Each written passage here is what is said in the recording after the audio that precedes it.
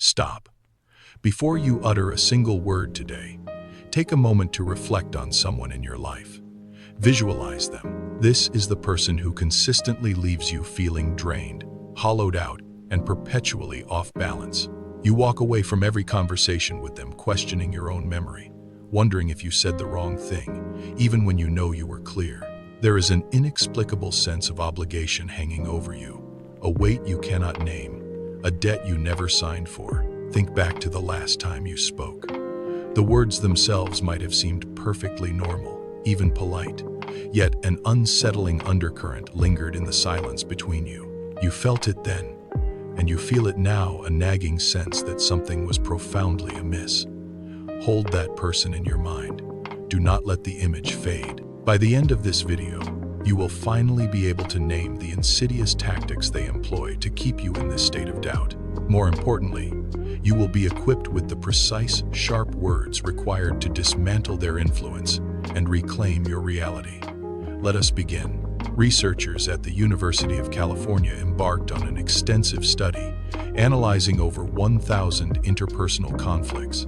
What they discovered was startling and stopped them in their tracks. The most damaging interactions were not the overt, loud confrontations. They were not the shouting matches, the insults, or the blatant, aggressive attacks. Instead, the most destructive interactions were the quiet ones. These were built upon specific phrases, carefully chosen words that appeared innocuous on the surface but functioned as psychological weapons beneath. Today, I will reveal 7 of these phrases.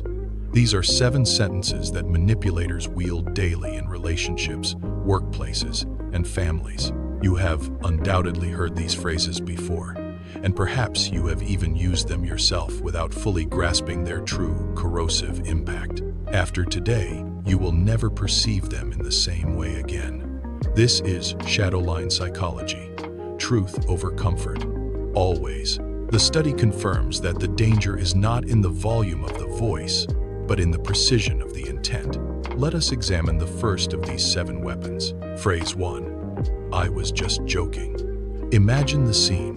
You are in a group setting, perhaps at a dinner or a meeting. Someone makes a comment aimed directly at you, targeting your work or your personal life.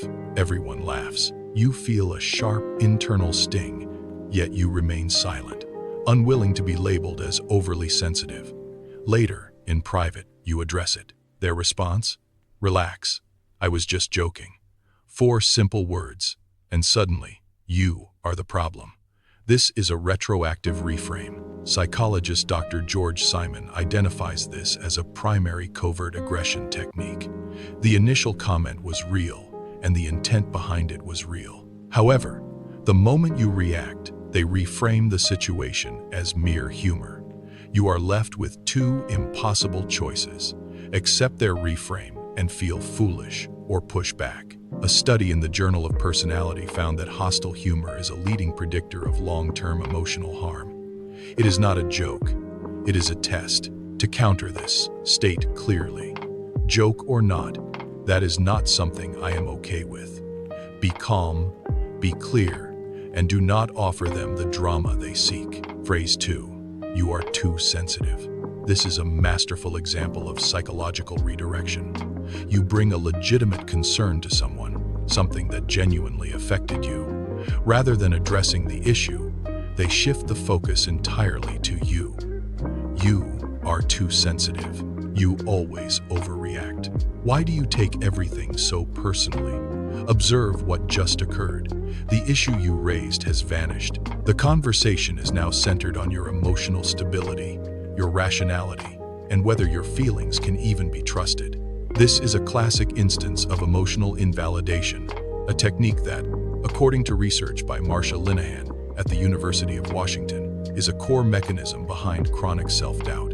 When someone repeatedly tells you that your emotional reactions are incorrect, you begin to internalize that belief. You stop trusting your instincts. Consider this. You tell your partner, I felt ignored when you did not respond to my messages all day.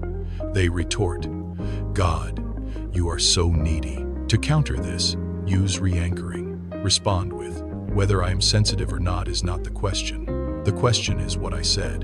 Can we stay with that? Phrase 3. After everything I have done for you. This phrase functions like a financial transaction, but the currency is guilt, and the interest rate is infinite. Someone has done something for you, perhaps genuinely, or perhaps with exaggeration. Now, at a moment when you assert a boundary, say no, or make a choice they disapprove of, they present you with an invoice. The unspoken conclusion is always the same. You owe me. This is transactional guilt induction, the weaponization of past generosity to extract present compliance. A study in the Journal of Social and Personal Relationships revealed that this pattern is one of the strongest predictors of emotional manipulation in long-term relationships. The cruelest aspect is that the more you care about the person, the more effective this tactic becomes. You do not want them to feel their sacrifices were in vain, nor do you want to appear ungrateful. Consequently, you say yes, even when it is the wrong answer for you. Consider this. You inform your mother that you will not be home for the holidays. She responds, "Fine, I understand. After everything I sacrificed raising you alone, it is fine. You live your life. You feel like a criminal, despite having done nothing wrong." To counter this, respond with, "I am grateful for what you have done, and I am still saying no." Those two things can both be true. You honor the relationship while maintaining your boundary. Phrase 4. I never said that. This is the point where manipulation ceases to be subtle and becomes dangerous. You distinctly recall a promise, an agreement, or a conversation. Yet, they look you directly in the eyes and declare, "I never said that." They do not say they remember it differently. They unequivocally rewrite your history. This is gaslighting, a clinical term for reality distortion. Research in the American Psychological Association's journal confirms that chronic gaslighting causes measurable changes in self-perception and anxiety. Consider a real-life scenario. Your manager indicated you would be considered for a promotion. You made career decisions based on that conversation. When the promotion goes to someone else, you bring it up. They retort, "I never promised you that. You must have misunderstood." To counter this, first, ground yourself in what you know. State clearly, "I heard this conversation differently. I am not confused about what I remember." The most potent weapon against gaslighting is a paper trail. If the pattern persists, state, "I need us to write things down going forward." Phrase 5. You are the only one who has a problem with this. Isolation is a core manipulation strategy, and this phrase marks its beginning. You voice a concern, and they respond by claiming everyone else is fine with it. This is social proof manipulation, exploiting the human instinct to conform to silence your dissent. Research by Solomon Asch demonstrated that people will deny their own clear perception of reality when surrounded by disagreement. Manipulators know this. If a colleague introduces a policy that hurts your team, they might say, "I have spoken to everyone else.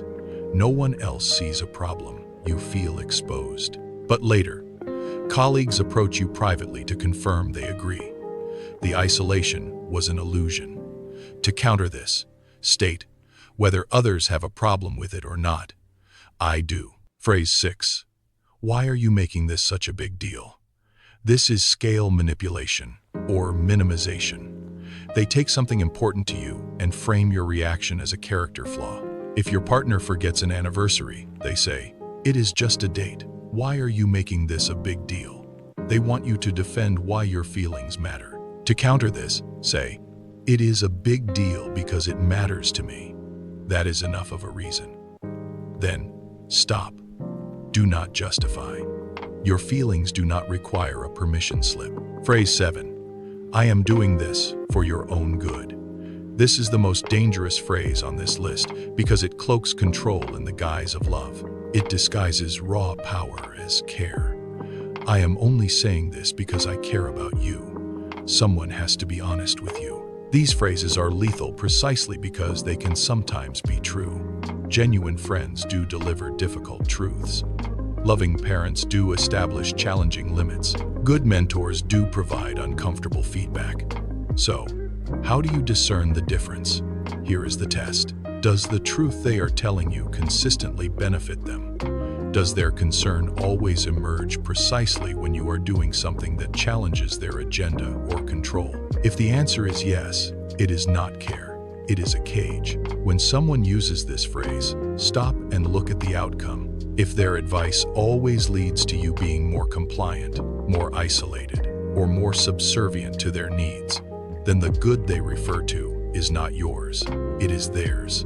You are now equipped to see the architecture of the manipulation. You have the words to stop the cycle. You have the truth. And in the face of truth, the manipulator loses their only advantage: your silence. Never let them define your reality again. You have spent the last 10 minutes dismantling the architecture of your own confinement. You now possess the vocabulary to identify the 7 most common psychological weapons used against you. From the retroactive reframe of a fake joke to the gaslighting of your own memory, you are no longer operating in the dark. The manipulators you once feared are now predictable. Their tactics, once invisible, are now transparent. But knowledge alone is not enough. You must apply it. When you speak these counter phrases, expect resistance. Expect them to double down, to escalate, or to retreat into silence.